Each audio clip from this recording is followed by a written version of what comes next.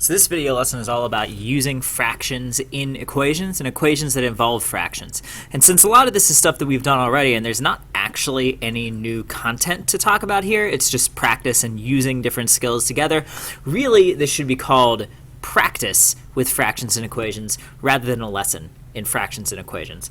So before we get into actually using fractions to solve equations, let's go ahead and quickly review solving these equations here. Go ahead, pause the video, work on these, and come back when you are ready to move on. All right, so our first thing that we're going to do, and the first one over here, is we're going to take 4 away from both sides because we always add or subtract first. When we do that, we've got 3x is equal to 12. Remember that anytime we do anything with equations, we always have to show this step here, which is the step that has all of our balancing work. Once we have subtracted 4 to get 3x equals 12, we divide by 3 on both sides, again showing all of this work that we are balancing the equation to get x is equal to 4. And that's our solution, x is equal to something. In the second equation, we're going to add 7 first, again showing the addition on both sides to cancel out using the inverse operation, this minus 7, and again balancing it by showing it on both sides of the equation. Here we have negative 5y left is equal to 18 plus 7 is 25. Here we divide by negative 5 to end up with y is equal to negative 5. So there's the quick review of the equation solving process. We're always going to use the inverse operation of the one that we see, always adding or subtracting first, and then finally getting to multiplying or dividing. And so now I've got 8 equations here to work on that have fractions and or decimals involved with them, or in some way involve fraction operations. So the first 2 are pretty simple. So go ahead and pause the video, see what you can do, and come back when you are ready to move on. All right, so for the first one on the left, we're going to start off by subtracting 3/5 from each side. I should have mentioned before, but I will mention now, please do not convert these to decimals to do that. We'll have a whole separate conversation about decimals and equations and things like that, but do not convert these to decimals. We are working with fractions. So on the left side here, we have x. On the right side, we have this 1 1/2 minus 3/5. So let's look at this from the perspective of fraction operations. We have 1 1/2 minus 3/5. That common denominator is 10, so that's 1 5/10 minus 6/10. And when we borrow to make sure that we have enough there, that becomes 15/10 because we're borrowing 10. 15/10 minus 6/10 is equal to 9/10. So x is equal to 9/10 in this case. On the right-hand side here, we're going to add 9 because 9 is being subtracted from x. So we're going to use the inverse for 9. We're going to get x equals this calculation over here, which is negative 1 1/4 plus 9. Now, we have to remember what our negative number operations say. So if we don't remember that for some reason, we've got a 0 here. We got a negative 1 1/4. We're going to add 9 to it, which is going to take us all the way back across 0 and into the positive end. So since we have 2 different signs here, we're going to subtract the absolute values. We have 9 minus 1 1/4. To borrow for 9, we end up with an 8 4/4 minus 1 1/4. 8 minus 1 is 7. 4/4 minus 1/4 is 3/4. So x is equal to 7 3/4. Again, as an equation, this is a combination of negative number operations as well as fraction operations. And remember that our negative numbers rules are applicable to whatever types of numbers we have. There are no special negative rules for fractions. We treat them exactly like we do integers and just use the rules that we have. If you are not certain on those negative number rules, you can go ahead back to look at the video. There are a bunch of them there, and there's some practice problems there too. Moving on to the next 2 equations, go ahead, pause the video, work on these, and come back when you are ready to move on. So for the left-hand one, we have negative 7/12 times x. So the equation solving property we would use is dividing by negative 7/12. So this means we're going to divide by negative 7/12. Now, the left side cancels out, so we end up with an x. I'll put it down here. In our fraction operations, our rule is to keep the first one. And then remember that because we're grouping this into sets of twelfths, or grouping sets of twelfths into sevenths, we're going to flip that over. And we have 7 over 12 times 12 over 7. Luckily, the 12s cancel, the 7s cancel, and the negatives cancel, because negative times a negative is a positive. So we're left with a bunch of 1s, and x is equal to 1. We also could have looked at this as negative 7/12 times some number is just equal to negative 7/12, and the only number that works with is 1. For the second equation on the right, we can, of course, do it the exact same way. We divide by 4/9, which means when we actually do that calculation, we're going to have negative 19 over 5 times 9 over 4.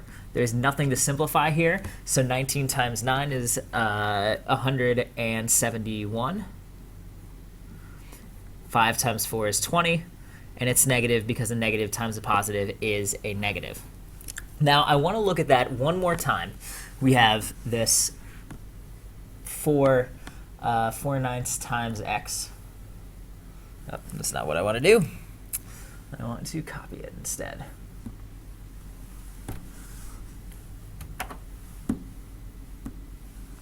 And look at another way we might consider doing this. Now, we want to get rid of the fraction on the left-hand side with the x.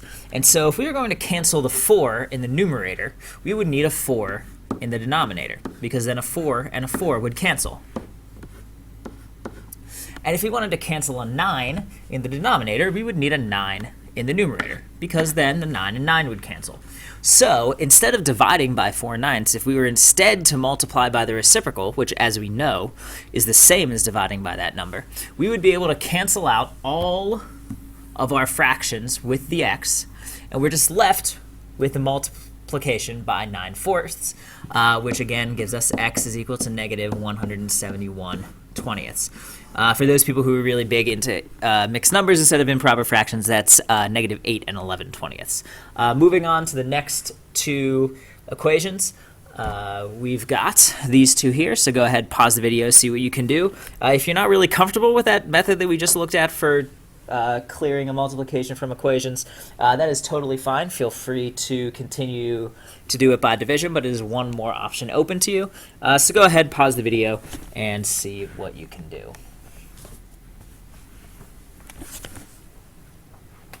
All right, so for the one on the left, 2 steps. We're going to subtract 11/10 from both sides. On the left side, we're going to end up with just a 3x. Now we're looking at negative 1 minus 11/10. So if we were to write that here as negative 1 minus 11/10, this is a subtraction. So we're going to rewrite it as an addition to see what's going on. That's negative 1 plus negative 11/10. Now this is 2 negative numbers added together. So when we add 2 negative numbers on the number line, we are moving farther and farther away from 0. So we're going to add their absolute values, which becomes negative 1 and 11/10, because any number plus a fraction is just those 2 things added together, but 11/10 is improper, and we can't have a mixed improper number. So this is the same as negative 2 and 1/10. And then we're going to divide by 3. And on the left-hand side, we end up with x. On the right-hand side, we need to convert negative 2 and 1/10 to an improper fraction. So we have negative 21/10 divided by 3, which is the same as negative 21/10 times 1/3 to get a 7 and a 1 to get x is equal to negative 7/10. So if we have a bunch of fractions in a multi-step equation, we can go through it doing the exact same thing we've done with our other equations. Now, on the one on the right, where we have x over 9 plus 7 over 9 equals 12 over 9, we can go through, we can subtract 7/9 from both sides to get x over 9 is equal to, we'll show this over here. So we're going to subtract first, and we're going to end up with x over 9 is equal to 5 over 9, because we've taken 7/9 away from both sides. And now we just multiply by 9 and get x is equal to 5. Now the other way we can look at that is to look at this equation, and let's make this red so we can see it is obviously different from the other one, and notice that all of our denominators are 9. So if we multiply 9 by both sides of the equation, the right side of the equation just cancels to become 12. Now the 9 has to distribute on the left-hand side, so it's 9 times x over 9 plus 9 times 7 over 9. And in both cases, the 9 cancels with the denominator to form x plus 7 equals 12. Take 7 away from both sides and do x is equal to 5. Now again, this is not necessarily something that you have to do. If you are more comfortable with just subtracting the fraction from both sides of the equation first, then you are welcome to do it that way. That is yet one more option in terms of how we solve these equations. And then finally, the last two equations that we have, go ahead, pause the video, and see what you can do with these ones. Now these ones were a bit different because we had decimals and fractions. And since we're working on fraction operations, we are going to simply convert all of our decimals to fractions. So this becomes x minus 1 1/4 is equal to 3/5. Then we're going to add 1 1/4 to both sides to get x is equal to 3/5 plus 1 1/4. We need to turn that into common denominators, which is 20. So this becomes 12 20ths and 5 20ths. 12 plus 5 is 17. So x is equal to 1 17 20ths. And then for the one on the right-hand side, this 200ths here is the same as 1/50th. But because the least common denominator of 4 and 50 is actually 100, it's going to be helpful to have that as x over 3. I'm going to multiply these by 25. Plus 25 over 100 is equal to 2 over 100. And now we're going to subtract 25 over 100 from this side to get x over 3. We're going to subtract 25 over 100 here. Now here we notice a smaller number that is we're being asked to take a larger number away from, since 2500ths is larger than 200ths. So we're going to have to use our negative number subtraction here. Keep change, plus and minus. We subtract their absolute values, so we can do 25 minus 2 is 23 over 100. And it is negative because negative 2500ths has a greater absolute value than 200ths. And then finally multiply both by 3, and we will end up with x is equal to negative 69 over 100. So there it is, a practice lesson as requested on how to use fractions when solving equations. The entire process is exactly the same as it was before. The calculations are a bit more difficult. We have to activate a lot of different types of knowledge that we had, but this is nothing that you can't handle because it's all things that we've seen before, just put together in a slightly different context.